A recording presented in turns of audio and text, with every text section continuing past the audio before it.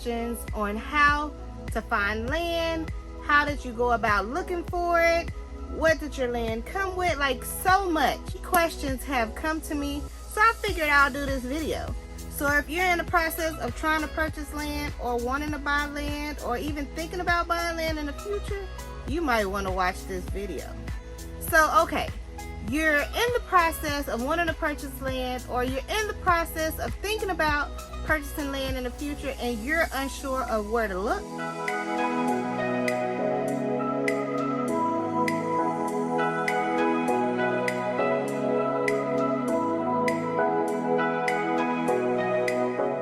You're not sure on the steps to take, and you don't even know what you need to do in order to buy land. You don't even know what area you want to buy it in. You don't know the location you want to buy it in. You don't know what city you want to buy it in, or you want to move to a different state and have no clue about that state. So a few things you want to keep in mind when purchasing land is, how far do you want to be away from stores? How far away from your family do you want to be? Etc. There are several things that you want to keep in mind when purchasing land. My fiance and I have been wanting to purchase land before we even met. This is something that was always his dream, and this is something that was always my dream. So we put our minds together and started looking. I myself, before I met my husband, had already been looking for land. I just didn't know where I wanted to buy land at. So when we got together and a few years went by, we actually was like, let's just look for some land. So what I did is I went to land for sale in this area. And when I say this area, I'm just saying, like, I'm in the Austin area, so I would say Kyle, I would say Buda, I would say Dale, I would say Elgin, and so on. So I would just search for land for sale in that area. We've looked at land where they told us it was 2 acres, but when we got there it was 1 acre. So you got to keep in mind and the cost of how much per acre you're willing to spend. You want to get the most bang for your buck. We looked at 2 acres, they told us, which was really an acre, a little over an acre and a half, that they were selling for $190,000. That is too much, in my opinion. It might not be too much in somebody else's opinion. We passed on that 2 acres because we didn't want to spend that much per acre. Even though it was closer to family, even though it was closer to amenities, we still was like, yeah, no, that's not worth it. So we found the perfect land. I ended up finding this land just on a Google search with land for sale. I mean, you can even look up land for sale. You can look up land for sale by owner. You can look up land for sale by realtor. There's so many ways that you can search. You can search 10 acres for sale, 20 acres for sale, search land with already a home on it. And when you go to that land with home, you're going to go into a different price range. You know what I'm saying? We found the perfect 10 acres in San Marcos. We got to San Marcos. The land was already cleared. It was beautiful.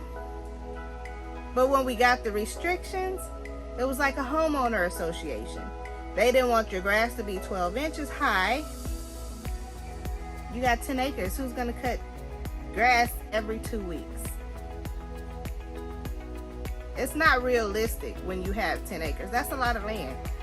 We ended up thinking about that and thinking about that. And even though we was ready to buy, those restrictions was just too much. I mean, it was pages and pages and pages of restrictions. So I was like, this is basically like a homeowner association. He was like, yeah, it's going to be kind of like that. No. So we ended up passing on that. The guy tried to pull us in and pull us in. He was like, you can cross this out. And I was like, no, we're not crossing anything out. You already have it legally written. We're not going to cross it out and initial it because you can just say we did that. So we ended up not going with that property. I was very disappointed and just got to searching on Facebook. I was on Facebook Market, land for sale, 10 acres for sale, 15 acres for sale, and we ended up finding the land that we're on now that you see us clearing. If you follow us, you've seen us clearing the land, you've seen us get electricity, you've seen us get water. Okay guys, now let's get with the money. Okay, so we ended up buying 11.67 acres of land in the Austin area, and it was raw land. This land was over 100 acres of land that they subdivided and sold separately. So we ended up buying a portion of it, which there was no water, there was no electricity, there was no septic. The land was not cleared, so we had to do all of this. My family and I moved out of our rental house and moved on the land in an RV. My family and I ended up moving out on this property with none of the essential needs, meaning water, electricity, septic. So if you're looking for raw land, just think about how much money you're gonna have to put into the raw land in the long run. So we have to clear it off. We don't have the equipment, so we have to rent the equipment. So that's a cost. Our water was like $4,600 to get connected. So you gotta add that to the cost. And our electricity was another $4,500 or so to get installed. That's not including the wires you have to run from your electricity pole to wherever you need the electricity to go. So if you watch my shed video, you'll see we spent about $1,100 or so, give or take, on all the wiring, all the PVC piping, all whatever we needed, the breakers to install the electricity in this shed. I'm actually in the shed now recording this video. So you got to add that on top of it. Now the septic. Those of you that have been watching septic videos and thinking about buying raw land, you know how much septics cost. Septics can cost at the low range about $7,000 on up. And I'm not even going to give a high range because it all depends on your dirt. We were quoted about $10,000 for a septic, which I believe was kind of high, so we're going to get 2 more quotes. If you're going to build yourself on your land and your land is not perfectly flat, you're going to have to bring in dirt.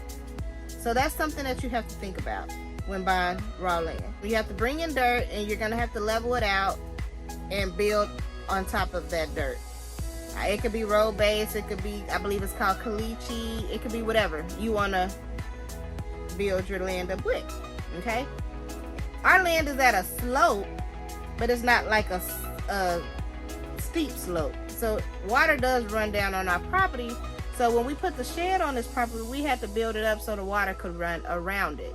Now, if you buy land that already has your electric, that already has your water, that already has your septic, that already has a home, you're gonna end up spending about $300,000 on up on that land. And that's something, are you willing to spend that much money? We wasn't. We had a budget, we live on a budget, and we could only get what we could afford. So we ended up finding this land, financing this land, putting our money down, and we have monthly payments on it. We did not pay this land off in full. I wish we could, but we didn't. So my advice to you is think about how far you want to be away from your family, how far you want to be away from the grocery store, how far away from the liquor store that you want to be at, how far away from the major highways, how far away from the major roadways that you want to be. Do you want to be deep in the country, or do you not want to be deep in the country? You want to be in the city but country living, or you want to be deep in the country? You know, you got to think about those type of things. You want your land already prepared for you, or do you want to sacrifice, work for it, and do it yourself?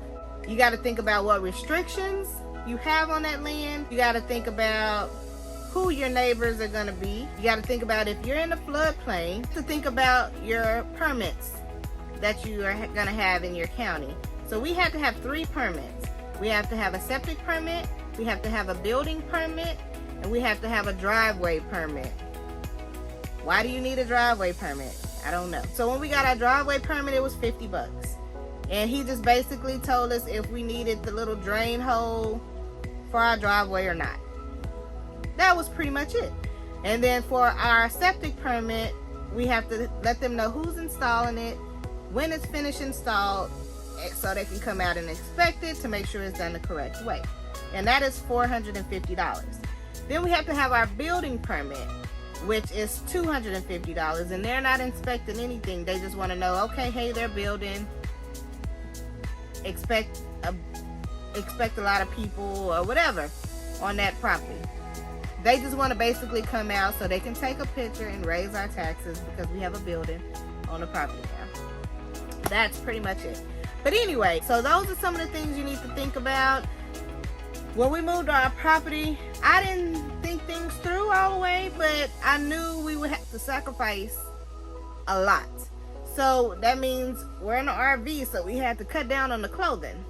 So we wear certain clothes, you know, we wear the same clothes like every week or every 2 weeks. We might have like 2 weeks worth of clothes, but then I wash every week. I don't have a laundromat close to me, so I have to drive about 20 minutes in to go wash clothes at a laundromat and come home.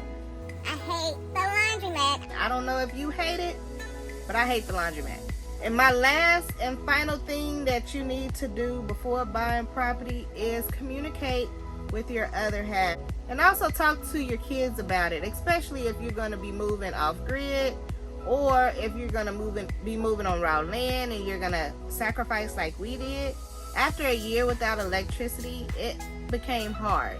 Going through the winters, going through the summers with the generators, you know, buying gas for your vehicle, buying gas for the generators, that can be kind of costly. And food, you know, you keep your food in the refrigerator in the RV, but it's not going to stay cold unless the generator is on or the battery is hooked up to a vehicle. So you got to think about stuff like that. Mind you, the generators was the hardest thing that I have dealt with. The generators breaking, us fixing them. We have 3 generators. We're down to 2. One just died on us completely. It's rough, you know, it's rough. Living off of generators with no electricity 100% of the time can be kind of hard. Steady filling them up, because no generator lasts 24 hours. They last about 8 hours, so you have to make sure you fill the generator up at a late time at night, so you don't have to get up early in the morning till your generator turned off. So we experienced that. We've experienced water lines breaking. Like, guys, you know, I think I should do a video about the pros and cons of living in an RV without electricity, water, and septic. I think I should do a video about that. If you would like to see a video about that, comment in the comment section and let me know, and I'll do a video about that as well, because like I said, it has been rough. All days haven't been good days. Something to think about if you want to buy land in the future or buy land right now. You just got to think about all the pros and cons, discuss it with your family, decide if you want to live close to the city or far away from the city. Make sure you're not in the flood zone. Make sure your road doesn't flood, and look at all the restrictions and look at all the permits you need to build. If not, buy it already done. So thank you guys for taking the time out to watch this video. Hit that like button. Make sure you subscribe to our channel. Share this video with others who are thinking about purchasing land. And I will see you guys in the next video.